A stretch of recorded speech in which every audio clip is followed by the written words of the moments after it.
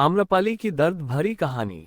आम्रपाली को इतिहास की सबसे खूबसूरत महिला कहा जाता है। आम्रपाली की खूबसूरती की तुलना किसी भी चीज से नहीं की जा सकती है, लेकिन आम्रपाली की खूबसूरती ही उसके दुर्भाग्य की सबसे बड़ी वजह बनी। आम्रपाली को बहुत ही कम उम्र में राज्य के आदेश से वेश्या बनना पड़ा। वह शायद इतिहास की इकलौती ऐसी महिला थी जिसे ऐसी बदनसीबी झेलनी पड़ी। एक खूबसूरत लड़की से नगरवधू बनने और उसके बाद भिक्षुणी बन जाने की यात्रा में उस युग के कई प्रसिद्ध लोगों के नाम आते हैं। आइए जानते हैं आम्रपाली की दुखद और दुख भरी यह कहानी।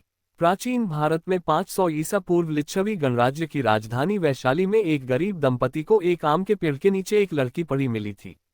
आम्रपाली के माता पिता का नाम ज्ञात नहीं है। वह आम के पेड़ के नीचे पड़ी मिली थी, इसलिए उसका आम्रपाली रख दिया गया। आम्रपाली अपने समय की सबसे खूबसूरत महिला थी।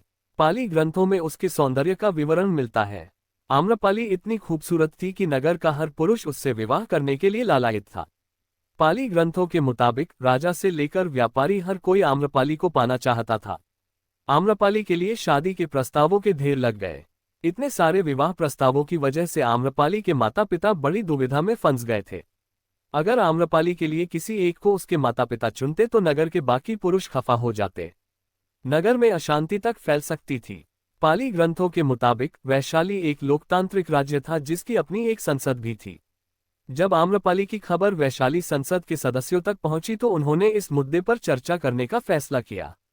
उन्होंने तय किया कि वैशाली राज्य की एकता और शांति के लिए सभी की खुशी को जरूरी है, इसलिए आम्रपाली को नगरवधू बना दिया गया। आम्रपाली पूरे नगर की दुल्हन बन गई जिसे अब हर किसी से प्यार करना था। आम्रपाली को नगरवधू बनाने से वैशाली के लोग तो खुश हो गए, लेकिन इस तरह से आम्रपाली अपनी ही खूबसूरती का शिकार बन गई। आम्रपाली को जनपद कल्याणी की उपाधि दी गई। ये खिताब 7 साल के लिए दिया जाता था और इसे साम्राज्य की सबसे खूबसूरत और प्रतिभाशाली महिला को दिया जाता था। आम्रपाली को अपना महल मिला। उसे शारीरिक संबंध बनाने के लिए अपना पार्टनर चुनने का अधिकार भी मिला। इसके साथ ही वह दरबार की नर्तकी भी बन गई। आम्रपाली और बिंबिसार। मगध के राजा बिंबिसार के वैशाली के साथ हमेशा ही शत्रुतापूर्ण रिश्ते रहे थे। ऐसे में आम्रपाली से मिलने जाने के लिए उन्हें दूसरा भेष धारण करना पड़ा ताकि कोई उन्हें पहचान नहीं सके। बिंबिसार खुद एक संगीतकार था। जब वह आम्रपाली से मिले तो दोनों एक दूसरे के साथ प्यार में पड़ गए। आम्रपाली बिंबिसार के बच्चे की मां भी बनी। उसका बेटा आगे चलकर एक बौद्ध भिक्षु बन गया। एक बार जब बिंबिसार ने वैशाली पर आक्रमण किया तो उसने आम्रपाली के महल में शरण ली। उसी दौरान आम्रपाली को बिंबिसार की असली पहचान पता चल गई। आम्रपाली ने बिंबिसार से युद्ध रोकने के लिए कहा और बिंबिसार ने आम्रपाली की बात मान ली। बिंबिसार ने आम्रपाली को मगध की महारानी बनने का प्रस्ताव भी दिया, लेकिन आम्रपाली ने इस प्रस्ताव को अस्वीकार कर दिया क्योंकि वैशाली और मगध शत्रु थे। अगर आम्रपाली ने बिंबिसार के प्रस्ताव को स्वीकार कर लिया होता तो शायद भयंकर युद्ध छिड़ जाता और हजारों लोग मारे जाते। आम्रपाली और अजातशत्रु। बिंबिसार का पुत्र अजातशत्रु भी आम्रपाली पर मोहित हो गया था। आम्रपाली भी उससे प्रेम करने लगी थी, लेकिन जब वैशाली के लोगों को पता चला तो उन्होंने आम्रपाली को जेल में डाल दिया गया। अजातशत्रु इस बात से इतना क्रोधित हो गया कि उसने वैशाली पर कहर बरपा दिया। कई लोगों की जानें चली गईं।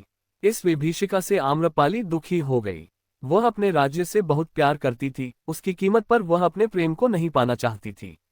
जहां बड़े बड़े व्यापारी राजकुमार आम्रपाली पर मोहित हो गए थे, वहीं आम्रपाली एक बौद्ध भिक्षु पर मोहित हो गई।